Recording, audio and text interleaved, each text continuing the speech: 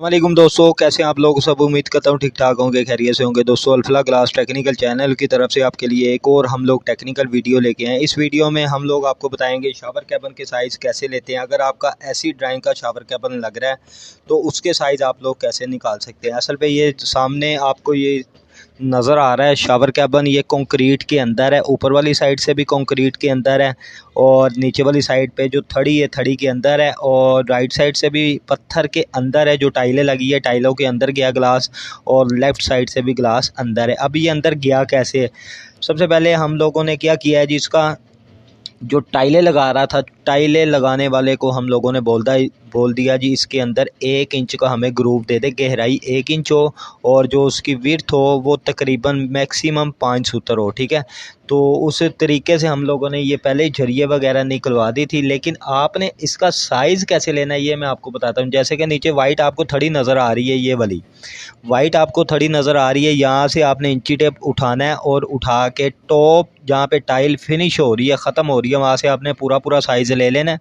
Size लेने के बाद अब इस ग्लास को आपने बढ़ाना है।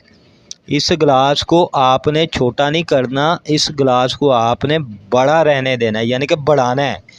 इसका साइज़ आपने कम नहीं करना, ठीक है। अब मैं आपकी आसानी के लिए आप लोगों को बता देता हूँ। ऊपर वाली साइड पे अगर तो झरी लगी है, झरी के अंदर इंची टेप रखें, और नीचे जो वाइट आपको नज़र आ रहा है नीचे भी झरी है, ठीक है।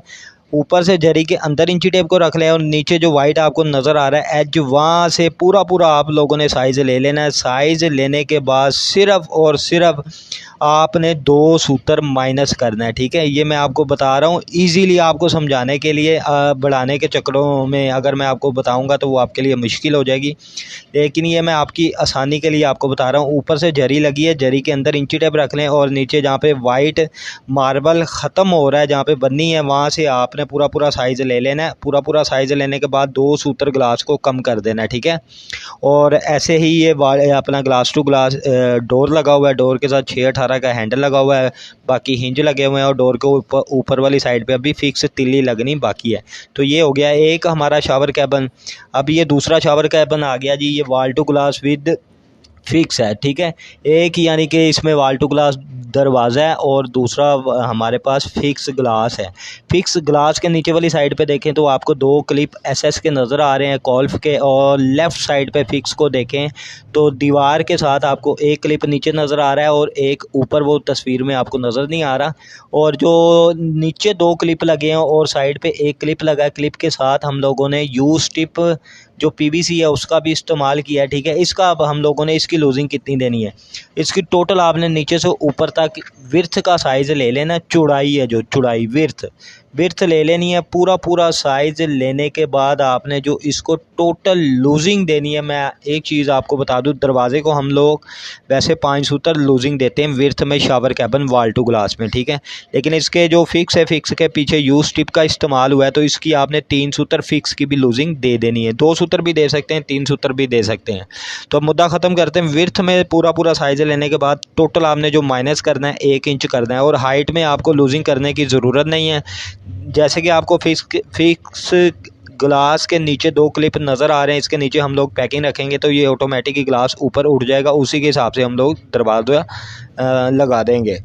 ये डोर अंदर भी खुलेगा और बाहर भी खुलेगा। डोर को यू स्टिप लगेगी, पीवीसी यू स्टिप चाइना की, ठीक है। इसके बाद एक हमारे पास ये शावर कैबिन आ गया है, ये ग्लास टू ग्लास है, ठीक है। एक साइड पे इसके फिक्स है और दूसरी साइड पे भी फिक्स है, और सेंटर में इसके डोर है।